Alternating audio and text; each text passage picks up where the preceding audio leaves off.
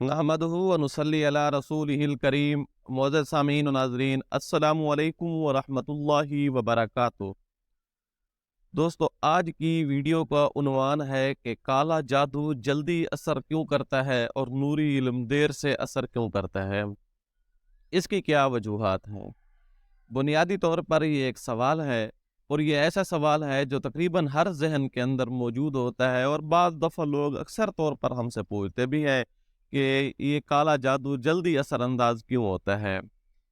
तो मैं कोशिश करूँगा जल्दी जल्दी इन इन चीज़ों के ऊपर मैं बात करके आपको समझाऊँ कि असल मसला क्या है। क्या वाकई काला जादू जल्दी असर करता है और वाकई नूरी इल्म देर से असरअंदाज होता है।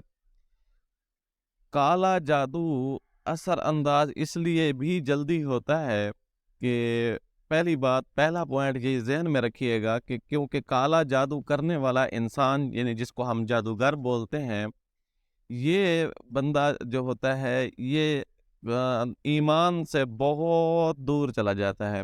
जब इसका नाता ताल्लुक अल्लाह ताला से टूट जाता है, ये कब्रों के साथ बैठकर बहुत अजीब किस्म के शुरू में आमाल करता है।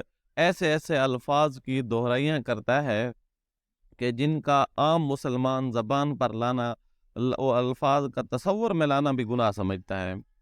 फिर ये मुख्तलिफ पढ़ाइयाँ करके, रियाज़तें करके, चिल्ला करके, ये चिल्ले जब करते रहते हैं, तो इस चिल्ले के दौरान शैतान को खुश करने के लिए ये काफ़ी सारे इनसे दानिस्ता या गैर दानिस्ता तौर पर ऐसे काम करवाए जाते हैं, जिसकी वजह से मकसद ये होता है कि अल्लाह ताला से, दीन से, फितरत से, ये तीनों चीज़ों से ये दूर हो जाए। जब ये इन तीनों चीज़ों से दूर होते हैं तो ज़ाहिर है जो खुदा से जिसका ताल्लुक़ टूटता है तो उसका ताल्लुक़ ज़ाहिर है शैतान से ही जुड़ रहा होता है। तो शयातीन बाज़ दफ़ा यूँ होते हैं कि जब इसकी चिल्ले की रियाज़त की जो मुद्दत होती है पूरी होती है, तो शयातीन में से आपने कुछ चेलों को भेज देते हैं जो इन जादूगरों के साथ उनकी कुछ डिमांड्स जो होती हैं वो अपनी शराइत रखते हैं। समझो एक इनका एक एग्रीमेंट होता है, एक मुआहदा होता है। तो उसमें ये चीज़ होती है कि आप हमारी ये शर्त मानोगे तो हम करेंगे। वो शराइत जो होती है बिल्कुल इस्लाम के ख़िलाफ़ होती है, बिल्कुल दीन के ख़िलाफ़ होती हैं, बिल्कुल बल्कि सादा लफ्ज़ों में कहूँ वो फ़ितरत के भी ख़िलाफ़ होती हैं। इंसान की जो फ़ितरत है, अल्लाह ताला ने जो फ़ितरत बनाई है उसके भी ख़िलाफ़ होती हैं। बस इससे बड़ा लफ्ज़ मैं इस्तेमाल नहीं करना चाहता हूँ। तो फिर वो जादू जो होता है, जादूगर जो होता है, वो इन शयातीन की मुआहदों की वजह से गलत काम करता है। जितने गलत कामों के अंदर जितना निजस रहता है, गलीज़ काम करता है, नापाक रहता है, नापाक चीज़ें खाता है, गलीज़ चीज़ें खाता है, जिस्म के अंदर डालता है, जिस्म को गंदगी का मुस्तकिल एक हिस्सा बना लेता है, तो फिर शयातीन उसकी काम के मुआवनत करते हैं, उसके साथ ताउन करते रहते हैं, फिर उसके साथ जुड़ जाते हैं, उसकी बातें क्योंकि उससे अब उनके पास केस अव्वल तो ज़्यादा तादाद में आते ही 2 नंबर केस हैं। मिसाल के तौर पे किसी के दरमियान तलाक करवा देना, मियाँ-बीवी के दरमियान, किसी भाइयों के दरमियान आपस में नफ़रत पैदा करवा देना, बहन भाइयों के दरमियान ख़ानदान को तबाह करवा देना, किसी के कारोबार को ठप करवा देना। अब ये इस तरह के केस इसके पास ज़्यादा आते हैं।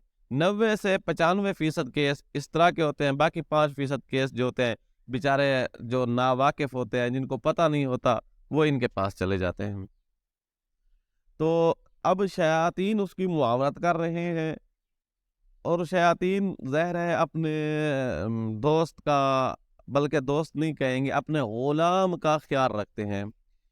तो उनको पता है अगर हम इसकी बात नहीं मानेंगे तो फिर ये हमें छोड़ जाएगा, इसने हमारा रास्ता छोड़ देना है। इसलिए वो उसके ताउन के लिए, उसके मुआवनत के लिए पूरी कोशिश करते हैं। मकसद ये होता है इसको अल्लाह से इसका ताल्लुक तोड़वा देना। अब बाकी ये शयातीन जिन्नात जो होते हैं, इन आप सोच रहे होंगे कि इनके पास तो अच्छे केस भी जाते हैं। आप देख लें अच्छे केस जो होते हैं वो वक्ती तौर पे उसका असर होता होगा। अव्वल तो होता ही नहीं है, ठीक तो होता ही नहीं है। कोई मरीज़ चला जाए वो ठीक तो होता ही नहीं है। होता भी है तो उसका असर जो है वक्ती तौर पे होता है, कुल वक्ती उसका असर नहीं होता। अब चलते हैं रूहानी नूरी इल्म की तरफ। फिर आप खुद इसका मुवाज़ना कर लें, मैंने उसका एक पूरा चैप्टर आपके सामने रख दिया, इसका भी रखता हूँ। نوری علم کا مسئلہ یہ ہوتا ہے کہ اس کے اندر جو مہارت رکھنے والے ہوتے ہیں ان کی تعداد بہت کم ہوتی ہے.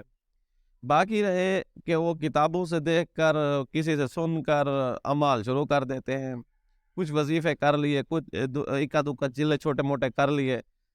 مستقل طور پر جو ریاضتیں ہوتی ہیں اس کی، وہ اس کی طرف بڑے افسوس کے ساتھ کہنا پڑتا ہے. کئی سینکڑوں عاملین سے ملاقاتیں ہوتی ہیں، جب ان سے ڈسکس ہوتے ہیں معاملات، ہم جب بات کرتے ہیں تو دل خون کے اثر ہوتا ہے. مقصد یہ ہوتا ہے کہ وہ انہوں نے 2-4 چلے کر رکھے ہوتے ہیں. اول تو ایک بڑی تعداد ایسی ہے جس نے چلے نہیں کیے ہوتے، جس نے ریاضت ہی حاصل نہیں کی ہوتی. اب جب اس کو آپ نے فنی اعتبار سے سیکھا ہی نہ ہو، اس کے فن کو جانا بھی نہ ہو، اس کی تکنیکی بنیادوں پر جب آپ نے اس کام کو لیا ہی نہ ہو، تو پھر آپ اس کام کو مقابلے کی صورت میں کیسے آئیں گے؟ اس کو سادہ لفظوں میں یوں سمجھاتا ہوں. ایک بندہ ایسا ہو جس نے جنگ کی کوئی ٹریننگ بھی حاصل نہ کی ہو، جس کو ہتھیار استعمال کرنا ہی نہ آتا ہو، اور وہ چلا جائے محاذ کے اوپر، بارڈر کے اوپر بیٹھ کر فوج کا حصہ بن جائے اور فوج کے ساتھ جو ہے دشمن کی فوجوں کا مقابلہ کرنا بیٹھ جائے.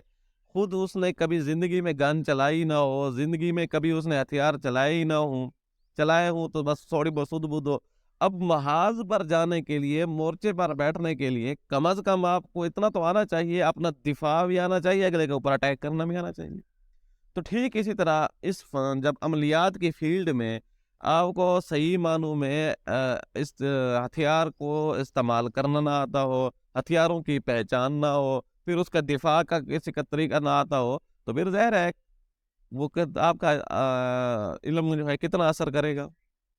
ایک دوسرا پوائنٹ یہ ہے کہ ان کی تعداد میں سے اکثر ایسے ہوتے ہیں جو صدق مقال یعنی بات کے کہنے کے اندر ان سے کافی کوتاہیاں ہو جاتی ہیں، جھوٹ بول بیٹھتے ہیں، غیبت کر بیٹھتے ہیں، کسی کا گلہ شکوہ کر لیتے ہیں. غیبت الغیبت وشد من الزنا، آپ صلی اللہ علیہ وسلم نے فرمایا ہے غیبت تو زنا سے بھی بڑا گناہ ہے. گلے شکوے کر لیے، کسی کو تانے دے دیے، کسی کے عیب جوئی کہ ویل لکل ہمزہ لومازہ. ہلاکت ہے ایسے آدمی کے لیے جو کسی کے عیب جوئی کرے، تانا زنی کرے. اب جب ایک عامل کسی کی غیبت کرے گا، کسی کو تانا زنی کرے گا، کسی کے خلاف باتیں کرے گا، جھوٹ بولے گا، اس کی زبان میں کتنا اثر رہے گا بھائی؟ اس کی زبان کے اندر اتنا اثر نہیں ہونا، مٹھاس نہیں ہونی، تاثیر نہیں ہونی اس چیز کی. اب جب تاثیر نہیں ہے، مٹھاس نہیں ہے، اور دوسرا ادھر عمل بھی کمزور ہے، تو پھر آپ کیسے گریا کنا ہو سکتے ہیں، شکوہ کنا ہو سکتے ہیں کہ نوری علم اثر انداز نہیں ہوتا بھائی؟ جب آپ اس علم کو صحیح بنیادوں پر سیکھا نہیں ہے، اس فن کو جانا نہیں ہے، اور اس فن کے اندر بھی اتنی کمزوریاں، پھر آپ کے اپنے اندر اتنی کمزوریاں، پھر آپ کیسے کہیں کہ اس علم کے اوپر آپ کیسے اٹیک کر سکتے ہیں؟ آپ کیسے کہہ سکتے ہیں کہ نوری علم اتنا اثر انداز ہے؟ یقین جانیے، دعوے کے ساتھ کہتا ہوں، بلکہ چیلنج کے ساتھ کہتا ہوں، اس علم کے اندر، فنی روحانی علم، نوری علم کے اندر جو پاور ہے، جو طاقت ہے، بڑے سے بڑا جادوگر الٹا ہو کر بھی اثر انداز ہونا شروع کرے نا، ادھر اس کی پاور، اس کو آدھی سے بھی کم محنت کرنی پڑے گی اس کے بڑے سے بڑے جادوگر کے مقابلے میں. ایک تو ہوتا ہے نا اس کے مقابلے جتنی محنت کرنا، ایک ہوتا ہے اس کے درمیان، بلکہ اس سے بھی کم کی محنت کرنی پڑے گی انشاءاللہ ثم انشاءاللہ. تو اس فن کو جب آپ سیکھ لیتے ہیں، مستقل بنیادوں پر جب سیکھ لیتے ہیں، اس کی تاثیروں کا آپ کو علم ہو جاتا ہے، پھر اس کی پرہیز ہوتی ہیں، آپ وہ پرہیز بھی کر لیتے ہیں، پھر دیکھیں کہ یہ اس کا تیر کیسے نشانے پر جاتا ہے، کیسے بڑے بڑے جادوگر آپ سے معافی مانگنا شروع کر دیتے ہیں، آپ اس کا تصور بھی نہیں کر سکتے.